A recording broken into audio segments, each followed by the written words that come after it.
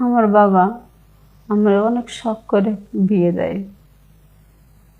বিয়ে দেওয়ার পরে যখন আমি আমার স্বামীর বাড়িতে যাই, তো 6 মাস পর বাসায় আসে, বাড়িতে আসে, কি 1 মাস পর আসে। আসলে আমি একটা মেয়ে, স্বামী ছাড়া থাকা কোনো মেয়ের কিন্তু ধরা সম্ভব না। বিয়ে না হওয়ার পরে মানুষে থাকতে পারে, বিয়ে হয়ে গেলে কোনো মেয়ে কিন্তু স্বামী ছাড়া থাকতে পারে না।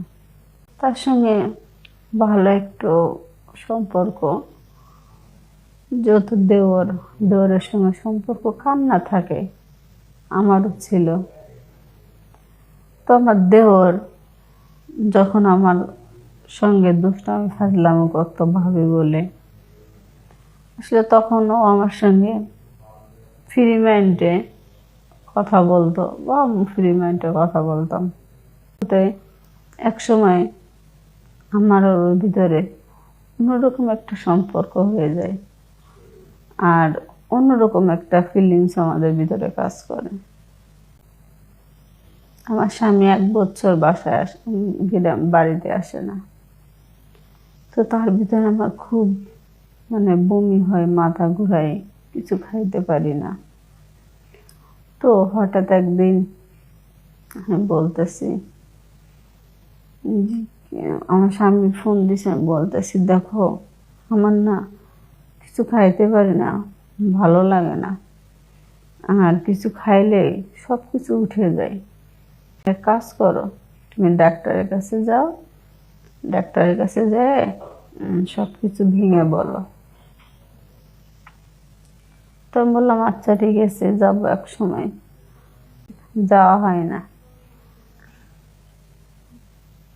এরকম অনেক দিন হয়ে যাওয়ার পরে আমার দেওয়ার একদিন বলতেছে, দেখ তোর ভাই কিন্তু বলছে আমার ডাক্তারের কাছে নিয়ে যাওয়ার জন্য।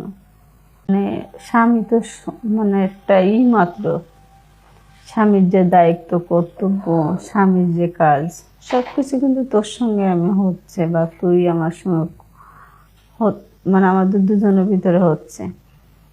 শোনার পরে আমাকে ডাক্তারের কাছে যাওয়ার জন্য বলছে, আর তুই কখনো বলতেছিস না। তখন আমার দেওর বলে, আচ্ছা ভাবি, তোমার আমি ডাক্তারের কাছে নিয়ে যাব। তো এটা বলে আমি যখন ডাক্তারের কাছে যাই, ডাক্তারের কাছে গেলে বিস্তারিত সবকিছু ভেঙে গেলার পরে ডাক্তার বলে, তাহলে আপনি এক কাজ করেন, আপনার আমি 2টা টেস্ট পরীক্ষা দিতেছি, আপনি পরীক্ষা 2টো করে নিয়ে 1 সপ্তাহ পরে আমার কাছে আসবেন। 1 সপ্তাহ পরে যখন ডাক্তারের কাছে যায়, তখন ডাক্তার বলে, এটা তো খুশির সংবাদ, মিষ্টি খান। তখন আমার ভিতরে একটা ভয় কাজ করে যে কি রে, মিষ্টি খাওয়ানোর কথা বলতেছে, খুশির সংবাদ। আমার স্বামী 1 বছর বাড়িতে আসে না, তাহলে এখন এটা কি?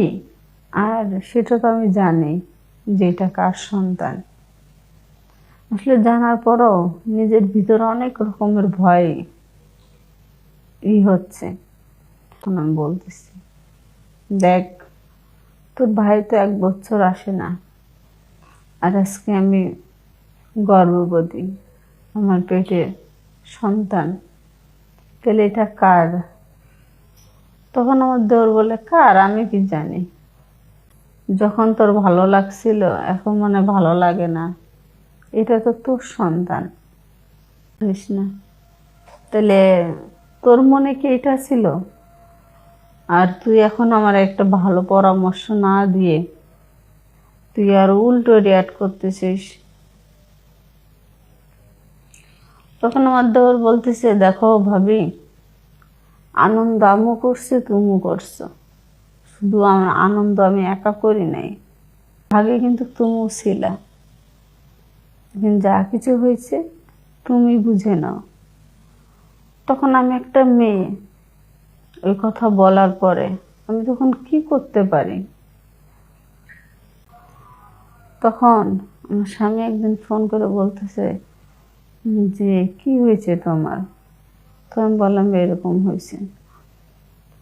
তখন আমার স্বামী বলে ডাক্তারের কাছে যাও। আসলে ডাক্তারের কাছে যাব কি, তখন আমার বুকটা ছিদ্র হয়ে কান্দাইতেছে। সে আমাকে অতি তাড়াতাড়ি আমার থেকে সরে গেল। আর যারা আমি ধোঁকা দিছি, যারা আমি ঠকাইছি, সে কিন্তু ঠিকই আমার পাশে থাকছে, ঠিকই সে আমার যত্ন নিচ্ছে, ঠিকই আমার খেয়াল রাখতেছে। আমি যে ভুলটা করছি, আপনারাও তো মেয়ে, আমার গল্পটা যে শুনছেন তার ভিতরেও কিছু না কিছু মেয়ে আছে। বিবাহিত মেয়েদেরকে বলি, যা কিছু করবেন ভেবে চিন্তে করবেন। আর স্বামীর যদি প্রয়োজন হয় তাহলে স্বামীকে বলবেন দেশে চলে আসার জন্য। অত দূরে থাকলে যে আমি যে ভুলটা করছি স্বামীর প্রয়োজনে, আপনারাও ঠিক একই ভুল করবেন। তা আমি যেটা করছি আপনারা কেউ করেন না। আপনাদের প্রতি আমার একটাই অনুরোধ,